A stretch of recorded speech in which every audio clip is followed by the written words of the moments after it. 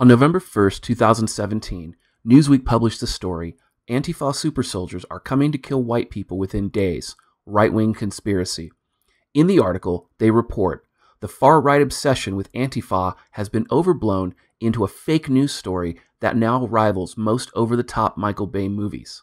Allow Newsweek to introduce you to the Antifa super soldiers who apparently exist in the minds of some people on the far right and who are coming to behead all white parents across America this Saturday, if the bizarre and spiraling fake news story is to be believed. On the same day, The Guardian published the article, Why the Far Right Believes a U.S. Civil War Will Start on Saturday. This article addresses the widely publicized Antifa protests advertised for November 4th, 2017. The Guardian article states that Antifa groups have no plans to protest on that day. For the article, they interviewed Mark Bray, the author of Antifa, the Anti-Fascist Handbook, who told them, quote, there is no revolution or civil war planned for 4 November, says Bray. You can quote me on that. So were these stories just fear-mongering conspiracy theories by right-wing crazies? For those who don't know, Antifa is a political organization of anti-capitalist communists and socialists. Antifa's focus is to oppose fascism by direct action. Feminist Yvette Falarka, a leader in the Antifa group BAM, was interviewed by Tucker Carlson in early 2017. She defined fascism as follows. So a fascist is someone who's organizing a mass movement that's attacking women, immigrants, black people, other minority groups in a movement of genocide. That's what a fascist is. Later in the interview, she falsely accused Milo Yiannopoulos of being a fascist. However, as everyone knows, Milo's merely a right-wing commentator and anti-feminist. He's never sponsored or condoned violence against any of the groups she's mentioned. Yet, like her, other feminists and social justice warriors feel justified in attacking and persecuting him. While the state of New Jersey has identified Antifa as a terrorist group, it's worse than that. On October 29, 2017, the Daily Mail reported that U.S. left-wing groups met with al-Qaeda and ISIS leaders in Germany in their article, Exclusive. U.S. left-wing groups traveled to Germany for the G20 summit last July to meet with al-Qaeda and ISIS leaders and plot the destruction of President Trump, secret FBI investigation reveals. They report, a secret FBI investigation of violent resistant movement on college campuses against President Trump has led to an alarming discovery.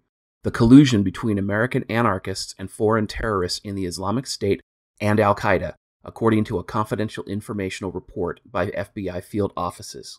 There is clearly overwhelming evidence that there are growing ties between U.S. radicals and the Islamic State, as well as several ISIS offshoots and splinter groups, stated the FBI field report, which was delivered to Acting Director Andrew McCabe on July 11, 2017. While Newsweek, The Guardian, and others are denying the existence of the November 4th protests, the Antifa group Refuse Fascism took out a full-page ad in the New York Times on November 1st promoting it. So who's Refuse Fascism, and why do some people believe they're attempting to overthrow the lawfully elected president of the United States? Maybe it's because they actually are.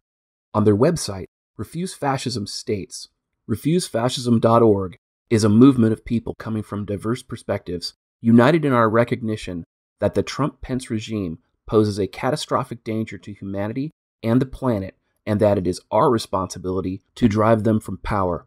This means working and organizing with all our creativity and determination toward November 4, when many thousands of people will fill the streets of cities and towns, beginning a struggle that continues day after day and night after night, eventually involving millions of people demanding, this nightmare must end, the Trump-Pence regime must go. While I support everyone's right to free speech, it's clear that Refuse Fascism and its supporters are advocating to overthrow the lawfully elected President of the United States. It turns out U.S. federal law defines this as treason. Specifically, Title 18 of the U.S. Code, subsection 2385, which states in pertinent part, whoever knowingly or willfully advocates overthrowing or destroying the government of the United States by force, or whoever, with intent to cause the overthrow or destruction of any such government, prints, publishes, edits, issues, circulates, sells, distributes, or publicly displays any written or printed matter advocating, advising, or teaching the duty, necessity, desirability, or propriety of overthrowing or destroying any government in the United States by force, or who attempts to do so, or whoever organizes or helps or attempts to organize any society, group, or assembly of persons who teach, advocate, or encourage the overthrow or destruction of any such government by force, or becomes or is a member of or affiliates with any such society, group, or assembly of persons, knowing the purposes thereof, shall be fined under this title or imprisoned not more than 20 years or both. If 2 or more persons conspire to commit any offense named in this section, each shall be fined under this title or imprisoned not more than 20 years or both.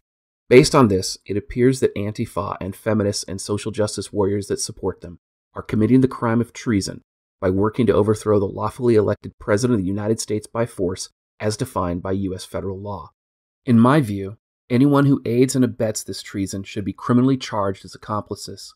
Any feminist or social justice organization or company that finances these criminals should have their assets seized under civil forfeiture laws. I'm DDJ, and this has been your dose of misandry today.